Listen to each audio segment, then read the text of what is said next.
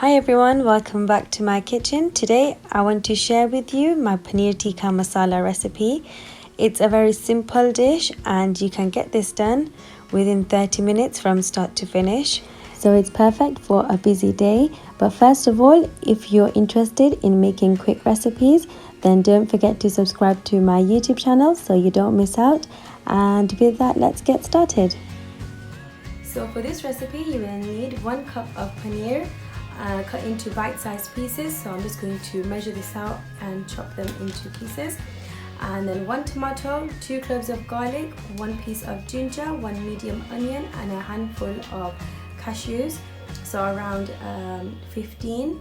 I'm going to just blend them and make it into a smooth paste.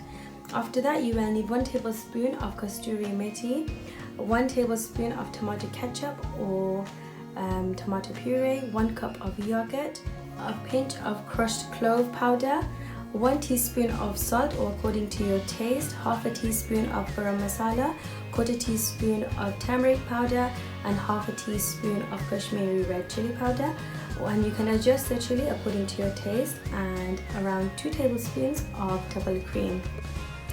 To get started, we're going to be blending the tomatoes, the onion, the cashews, the ginger garlic and the onion into a smooth paste. If you've got a nut allergy, then you can just take out the cashews and then just use corn flour to thicken it up a little. So now I've just put the tomatoes, the onions, the ginger garlic and the cashew nuts into the blender jug, and I'm just going to blend everything until it's all combined and into a smooth paste.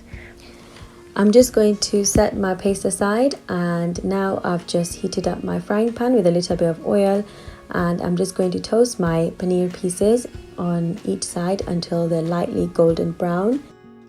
If you've cut them into small chunks, you might have a lot of pieces like I do, so I'm just going to be toasting them in batches. So I'm just lightly frying them, and then once they're golden brown, I'm going to remove them and add in the next batch.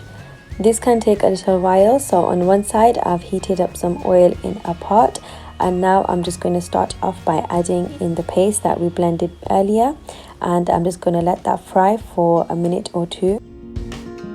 Then add in the powdered spices and fry that for another minute. Then cover and let it cook until the oil comes to the top and until all the extra water has evaporated.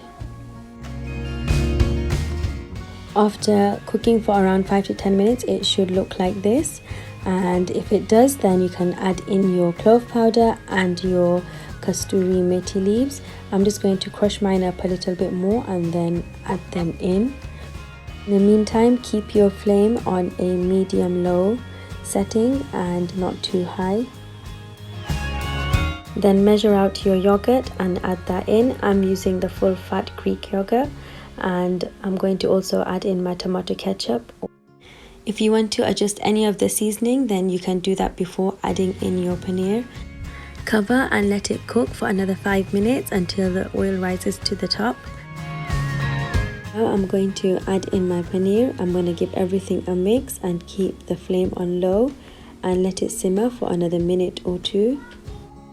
If you want to add chicken to this recipe, then you can fry the chicken separately and then add it in with your paneer. And now I'm just going to finish off by adding in some double cream, and I'm just going to give everything a mix, and that's it, it's all completed.